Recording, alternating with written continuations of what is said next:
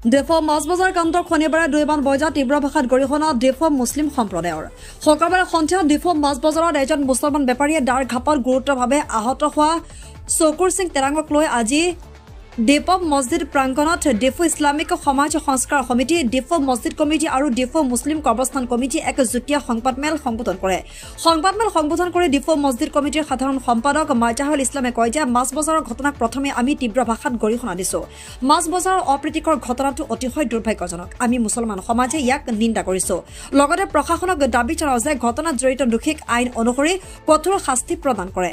Islamic চিন্তাধাৰাই হত্যা হিংসাক সমৰ্থন নকৰে। আমি গভীৰভাৱে অনুভৱ কৰোঁ যে সভ্য সমাজৰ বাবে এই ধৰণৰ ঘটনা কেতিয়াও গ্ৰহণযোগ্য হ'ব নোৱাৰে।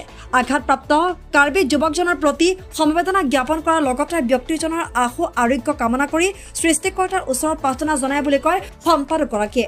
লগতে সকলো শ্ৰেণীৰ লোককে শান্তি সম্প্ৰীতি আৰু ভাতৃত্ববোধ বজাই ৰখাৰ বাবে অনুৰোধ জনায় সম্পাদকগৰাকীয়ে। ডিফু তথা কাৰ্বি আংলং নিবাসী প্ৰতিজন নাগৰিকলৈ আৰম্ভণিতে মই অশ্ৰদ্ধ প্ৰণাম যাচিছোঁ। দুৰ্ভাগ্যবশতঃ আজি আমি ইয়াত বিগত 14 মাৰ্চৰ সন্ধিয়া সংঘটিত হোৱা এক অপ্ৰীতিকৰ ঘটনাৰ আঁত ধৰি একত্ৰিত হৈছোঁ। আমাৰ এই ঘটনাক লৈ আমাৰ যি চিন্তা চৰ্চা তাক ৰাজহুৱাভাৱে অৱগত কৰাৰ কাৰণে বিগত সন্ধিয়া যিটো ঘটনা অনুষ্ঠিত হ'ল ই অতি দুৰ্ভাগ্যজনক। ইয়াক আমি অতি গভীৰভাৱে গৰিহণা দান কৰিছোঁ। যিজন দোষী হয়, যিজনক কৰায়ত্ব কৰা বুলি আমি অলপ শুনিছোঁ, সেইজনে দোষী সাব্যস্ত হ'লে উপযুক্ত শাস্তি পাব লাগে। কাৰণ আমি কোনো অৱস্থাতেই কেতিয়াও কোনো ধৰণৰ অসূয়া শক্তিক সমৰ্থন কৰা নাই। আৰু আমাৰ যিটো ইছলামিক দৰ্শন এই অনুসাৰে হত্যা হিংসাৰ স্থান ইয়াত নাই। সৰ্বোপৰি কথা হ'ল বৰ্তমান মাহটো আমাৰ ৰমজান মাহ, ই ত্যাগৰ মাহ। আমি গোটেই দিনটো একো নোখোৱা নোবোৱাকৈ থাকোঁ।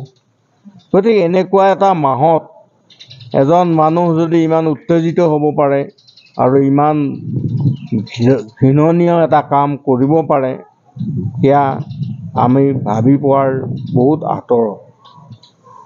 যিয়েই হওক, আমি সেই বিশেষ ব্যক্তিজনক গৰিহণা দিয়াৰ লগতে তেওঁ উপযুক্ত শাস্তি পোৱাৰ কামনা কৰিলোঁ। আৰু যিজন যুৱকে আঘাতপ্ৰাপ্ত হ'ল তেওঁৰ আশু আৰোগ্য কামনা কৰি সৃষ্টিকৰ্তাৰ ওচৰত আমি সৰ্বান্তকৰণে প্ৰাৰ্থনা জনাইছোঁ যাতে তেওঁ অতি সোনকালে আৰোগ্য হৈ উঠক। আৰু তেওঁৰ কুশল মংগল কামনা কৰিছোঁ। তেওঁৰ পৰিয়ালবৰ্গক আমি আন্তৰিকতাৰে সমবেদনা জ্ঞাপন কৰিছোঁ। দুৰ্ভাগ্যক্ৰমে আমি বুজাত এয়া এটা দুজন ব্যক্তি বিশেষৰ মাজৰ ঘটনা। কিন্তু এতিয়া কথাটো তাৰ পৰা ফালৰি কাটি যোৱাৰ দৰে লাগিছে। সেয়াও গুণী জ্ঞানী সমাজৰ বিবেচনাৰ বিষয়। আমি অতি বিনম্ৰভাৱে অনুৰোধ কৰিম যাতে এই বিষয়টো গভীৰভাৱে চিন্তা চৰ্চা কৰে, চালি জাৰি চায় আৰু উপযুক্ত পদক্ষেপ গ্ৰহণ কৰে। ইয়াকে কৈ মই মোৰ বক্তব্যৰ যে তেওঁলোকৰ কিবা কিনা বেচাক লৈ বাক বিতণ্ডা হৈছে আৰু তাৰ ফলতে গোটেই ঘটনাটো সূত্ৰপাত হ'ল। সেইটো হ'ব নালাগিছিল। কাৰণ এজন ব্যৱসায়ীয়ে যেতিয়া ব্যৱসায় কৰে তেওঁ ধৈৰ্য থকাটো উচিত। কেতিয়াবা লাভ কেতিয়াবা লোকচান সেইটোতো বহন কৰিবই লাগিব। আৰু পৰিস্থিতি সাপেক্ষেও কিছু মানুহক সংযত কৰাটো দৰকাৰ। মই অলপ আগতে কৈছোঁ যে এইটো আমাৰ ৰমজান মাহ। আমি নিশাৰ ভাগৰ পৰা আজি এতিয়া 3:25 পৰা আকৌ নেক্সট 5টা 25লৈকে আমি একো নোখোৱা নোবোৱাকৈ আছোঁ বা থাকিম, ইমানখিনি ত্যাগ আমি কৰোঁ ধৰ্মীয় দৃষ্টিভংগী। গতিকে এইটো আমাৰ ত্যাগৰ মাহ, ধৈৰ্যৰ মাহ।